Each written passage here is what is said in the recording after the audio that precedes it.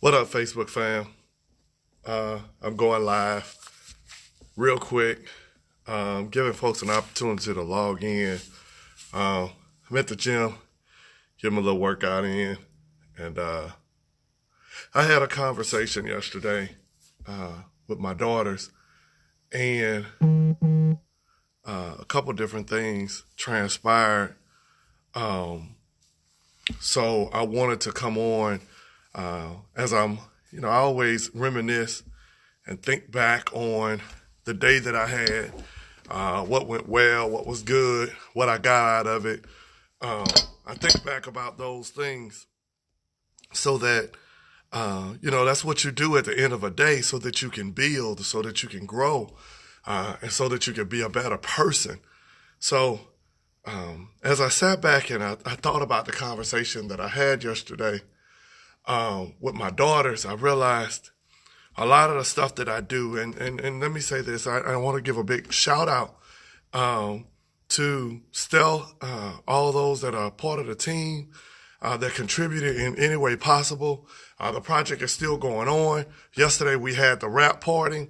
Folks, we wrapped close to, I would probably say almost 300 gifts yesterday. And that's just the first wave. We still have, those are just the donations. We still have other things that people are going to donate and they're going to give. If you want to get in on the giving part, by all means, go to my website, www.stitches4life.org. Click on the flyer of the Stealth Project, or you can look on my Facebook page. It's on there in several places. So, but we had a lot of fun yesterday, just in there, rapid gift. Shout out to Ruffins Ruffins Clubhouse, all the staff that's over there. Shout out to Joanne's Craving Joanne Catering Service. Shout out to all of them for. Shout out to Heavenly Hope and Hope Bible Institute. I said I wasn't going to start naming names because you end up leaving people out. But shout out to everybody that really helped. But here's the part of why I wanted to come on this morning, just for a moment, and talk about why I do what I do.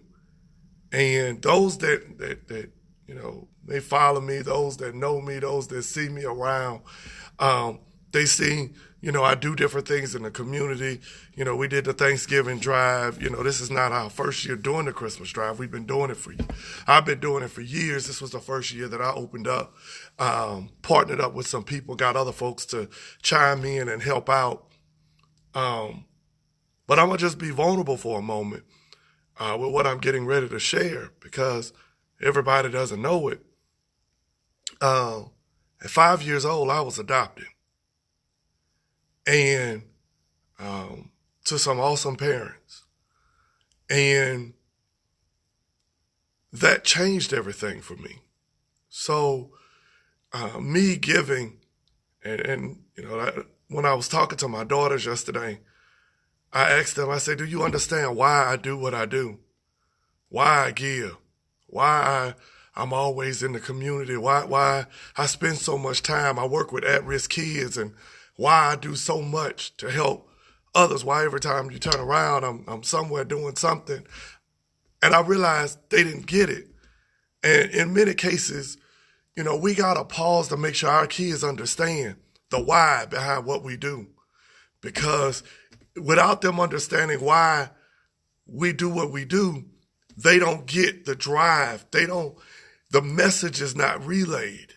And if the message is not relayed, then you've missed it, because that means they can't apply what they don't know. And they just know that, hey, I like to give. But yesterday, I shared with them that, my parents that adopted me, I call them, they're my parents. But they gave to me somebody, and they didn't have to.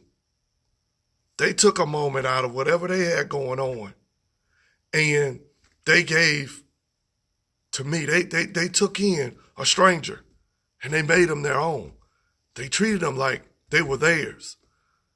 So I was telling them, I said, as I sit here and I'm reading the applications. If you could read the applications of some of the applicants that were selected, we got folks that lost everything in a fire, like literally lost house and all of their possessions in a fire. We got families with kids that several special needs, kids with special needs. And we have a lot of different things that were going on with these families. And then when they got to needs and wish lists, I got families that their need is like school clothes for their kids. Now we all get caught up in the things that we want and we desire and everything for Christmas. But when I read that, man, I was going through the applications and it broke something in me, and it stirred something up in me even deeper than before. And that's why I do what I do, because I told my daughters not that could have been me, because we're all one decision away. We're all one decision away. But it wasn't that it just could have been me. It was me. And if it wasn't for the grace of God, if it wasn't for God thinking enough about me, if it wasn't for the parents that God put it on their heart to accept somebody that they didn't bring into this world, but treat them like they were.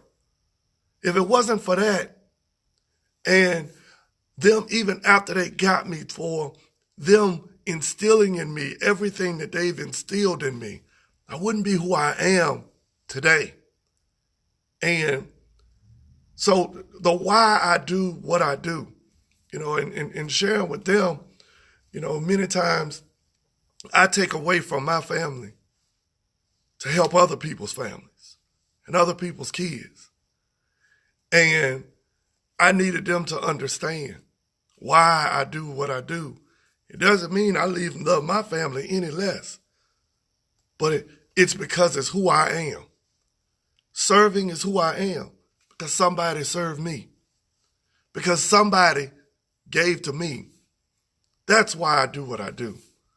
So my question for you this morning, real simple. This is why I didn't want to be all deep and get emotional, but this is real for me, that I'm going to serve people to the day that I die, because somebody served me when I didn't deserve it. Somebody gave to me when I didn't deserve it. As a believer, that's the ultimate thing of what Christ did for us. That part I know.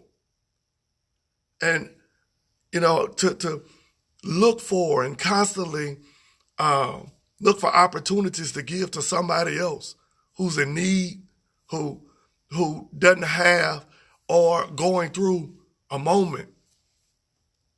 It not just could have been me, but it really means so much that this is real, folks. That you look around you, and no matter what you have to complain about, you blessed. No matter what it is that you complaining about, the stuff that you can't get, the struggles that you have, just look around. You may have to look over. You might have to look across town. But look somewhere. There's somebody that compared to where you are, they wish they were where you are. And when you realize that, if you just take a moment and turn around and give to somebody else, it'll make you see your own situation differently. I'm not living my best life. I'm living the blessed life. I'm blessed because I get to wake up every day. Somebody didn't. I got the function of all of my limbs. Somebody don't. I'm not trying to get on here to get everybody emotional and all of that. It's Monday morning. Some of us are getting there complaining about jobs that we got to go through, don't want to get up and go exercise or get themselves together, don't want to do those things, but there's somebody else who wish they had a job to go to. There's somebody else that wish they could and they can't. There's somebody that's in need and they wish somebody would just see past their circumstances to see theirs. That's why I do what I do, because it was me. And because somebody looked past their doorstep, somebody looked past their circumstances to help somebody else in theirs. I'm where I am today, and I owe it. I owe it to everybody. I owe it to every opportunity that I get. We all do. To uplift, to share, to bless, to do for other people. You know, I told my daughters, if you ever really want to know me, you know, your kids are around you all the time, but if they don't understand why you do what you do, all they know is that that's what you do. I said, if you ever really want to know me, know this side of me.